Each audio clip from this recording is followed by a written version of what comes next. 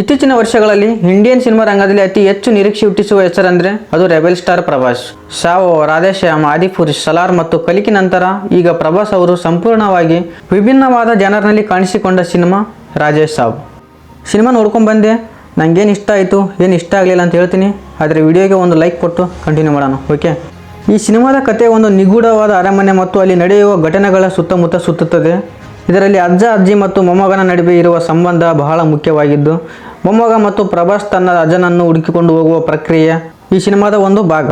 ಹುಡುಕಿಕೊಂಡು ಹೋದ ಮೊಮ್ಮಗ ಏನಾಗುತ್ತಾನೆ ಮತ್ತು ಆ ಅರಮನೆಯಲ್ಲಿರುವ ನಿಗೂಢ ರಹಸ್ಯವೇನು ಮತ್ತು ಅಜ್ಜ ಒಬ್ಬ ಮಂತ್ರವಾದಿಯಾಗಿ ಎಲಿಜಿನೇಷನ್ ಮತ್ತು ಇಲ್ಯೂಷನ್ ಹೇಗೆ ಕ್ರಿಯೇಟ್ ಮಾಡ್ತಾರೆ ಎಂಬುದು ಈ ಸಿನಿಮಾದ RR ಫ್ಯಾಂಟಸಿ ಭಾಗವಾಗಿದೆ. ಈ ಕೋರ್ ಐಡಿಯಾ ಸಿನಿಮಾದ ಪ್ಲಸ್ ಪಾಯಿಂಟ್ ಅಂತ ಹೇಳ್ಬೋದು. ಪ್ರಭಾಸ್ ಅವರ ಎನರ್ಜಿ ಮತ್ತು ವಿಂಟೇಜ್ ವೈಬ್. ಈ ಸಿನಿಮಾದಲ್ಲಿ ಅತಿ ದೊಡ್ಡ ಹೈಲೈಟ್ ಅಂದರೆ ಅದು ಪ್ರಭಾಸ್. ಕಳೆದ ಕೆಲವು ಸಿನಿಮಾಗಳಲ್ಲಿ ನಾವು ಪ್ರಭಾಸ್ ಅವರನ್ನು ಬಹಳ ಸೀರಿಯಸ್ ಆದ ಮಾಸ್ ರೋಲ್ಗಳಲ್ಲಿ ನೋಡಿದ್ದೇವೆ. ಆದರೆ ರಾಜೇಶ್ ಸಾಬ್ನಲ್ಲಿ ನಮಗೆ ಹಳೆಯ ಡಾರ್ಲಿಂಗ್ ಪ್ರಭಾಸ್ ಮತ್ತೆ ನಮಗೆ ನೋಡೋಕೆ ಸಿಗ್ತಾರೆ. ಪ್ರಭಾಸ್ ಅವರ ಡೈಲಾಗ್ ಡೆಲಿವರಿ ಮತ್ತು ಬಾಡಿ ಲ್ಯಾಂಗ್ವೇಜ್ ಒಂದು ಫನ್ನಿ ಟಚ್ ಇದೆ. ಅದು ಥಿಯೇಟರ್ನಲ್ಲಿ ಒಂದು ತಕ್ಕ ಮಟ್ಟಿಗೆ ನಗು ತರಿಸುತ್ತೆ ಅಂತ ಹೇಳ್ತೀನಿ. ಇಡೀ ಸಿನಿಮಾವನ್ನು ತನ್ನ ಎನರ್ಜಿಯಿಂದನೇ ಪ್ರಭಾಸ್ ಅವರು ಹೊತ್ತು ಸಾಗಿದ್ದಾರೆ. ವಿಂಟೇಜ್ ಪ್ರಭಾಸ್ ಅವರ ವೈಬ್ ಇಡೀ ಸಿನಿಮಾಗೆ ಒಂದು ಕಳೆ ನೀಡಿದೆ ಅಂತ ಹೇಳ್ತೀನಿ.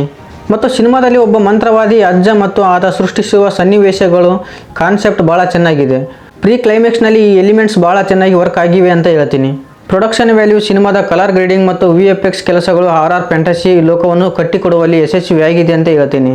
ಇನ್ನು ಬ್ಯಾಕ್ಗ್ರೌಂಡ್ ಸ್ಕೋರ್ ವಿಷಯಕ್ಕೆ ಬಂದರೆ ತಮನ್ ಅವರು RR ಸೀನ್ಗಳಲ್ಲಿ ಬೇಕಾದ ಬಿಲ್ಡಪ್ ನೀಡುವಲ್ಲಿ ಸಹಾಯ ಮಾಡಿದೆ ಅಂತ ಹೇಳ್ತೀನಿ. ಇನ್ನು ಸಿನಿಮಾದಲ್ಲಿ ನನಗೆ ಸಮಸ್ಯೆ ಆಗಿದ್ದಂದರೆ ಸ್ಕ್ರೀನ್ ಪ್ಲೇ ಮತ್ತು ನರೇಷನ್. ಸಿನಿಮಾದ ಕತೆ ಚೆನ್ನಾಗಿದ್ದರೂ ಅದನ್ನು ಹೇಳುವ ರೀತಿ ಅಂದರೆ ಸ್ಕ್ರೀನ್ ಪ್ಲೇ ಭಾಳ ಬೋರಿಂಗ್ ಆಗಿದೆ. ಒಂದು ಔಟ್ಡೇಟೆಡ್ ಸಿನಿಮಾವನ್ನು ನೋಡಿದ ಅನುಭವ ಆಗುತ್ತೆ. ಅದೇ ರೂಟೀನ್ ಟೆಂಪ್ಲೇಟ್, ಹೀರೋ ಎಂಟ್ರಿ, ಒಂದು ಫೈಟು, ನಂತರ ಒಂದು ಸಾಂಗು ಮತ್ತು ಹುಡುಗಿ ಕಂಡ ತಕ್ಷಣ ಲವ್ ಆಗೋದು, ಲವ್ ಆದಮೇಲೆ ಜಗಳ ಆಗೋದು. ಸಿನಿಮಾ ಇದ್ರ ಸುತ್ತನೇ ಪದೇ ಪದೇ ಸುತ್ತ ಇರುತ್ತೆ ಅಷ್ಟೇ. ಇದು ನೋಡೋರಿಗೆ ಸ್ವಲ್ಪ ಬೇಜಾರು ತರಿಸ್ಬೋದು. ಇನ್ನು ಇವರು ಎಲಿಜಿನೇಷನ್ ಅಥವಾ ಮಂತ್ರವಿದ್ಯೆಯ ಬಗ್ಗೆ ಸ್ವಲ್ಪ ರಿಸರ್ಚ್ ಮಾಡಿ ತೋರಿಸಿದರೆ ಸಿನಿಮಾ ಇನ್ನೂ ಚೆನ್ನಾಗಿರ್ತಿತ್ತು ಅಂತ ನನಗನ್ನಿಸ್ತು.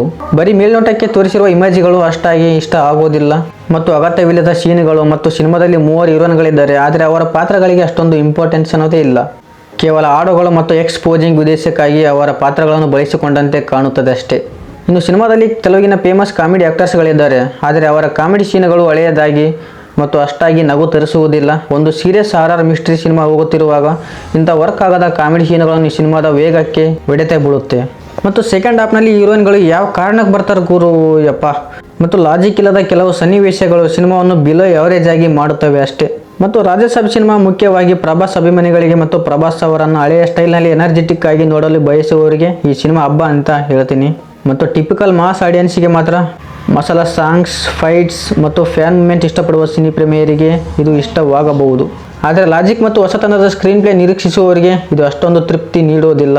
ಆದರೆ ಪ್ರಭಾಸ್ ಅವರ ಸ್ಟಾರ್ ಪವರ್ನಿಂದ ತೆಲುಗು ಇಂಡಸ್ಟ್ರಿಯಲ್ಲಿ ತಕ್ಕ ಮಟ್ಟಿಗೆ ವರ್ಕ್ ಆಗ್ಬೋದು ಅಷ್ಟೇ. ಒಟ್ಟಾರೆಯಾಗಿ ಹೇಳುವುದಾದರೆ ದಿ ರಾಜೇಶ್ ಸಾಬ್ ಒಂದು RR ಕಾಮಿಡಿ ಮತ್ತು ಫ್ಯಾಂಟಸಿ ಪ್ಯಾಕೇಜ್. ನೀವು ಕೇವಲ ಪ್ರಭಾಸ್ ಅವರಿಗಾಗಿ ಸಿನಿಮಾ ನೋಡಲು ಹೋದರೆ ಖಂಡಿತ ನಿರಾಶೆಯಾಗುವುದಿಲ್ಲ. ಆದರೆ ದೊಡ್ಡ ಮಟ್ಟದಲ್ಲಿ ಕಲ್ಕಿ ಅಥವಾ ಬಾಹುಬಲಿ ರೇಂಜಿನ ಕತೆ ನಿರೀಕ್ಷಿಸಿದರೆ ಅದು ನಿಮ್ಮದೇ ತಪ್ಪು ಅಂತ ಹೇಳ್ತಾ ನಾನು ಹೋಗ್ತಾ ಇದ್ದೀನಿ. ಮತ್ತೆ ಸಿಗೋಣ, ಬಾಯ್ ಬಾಯ್.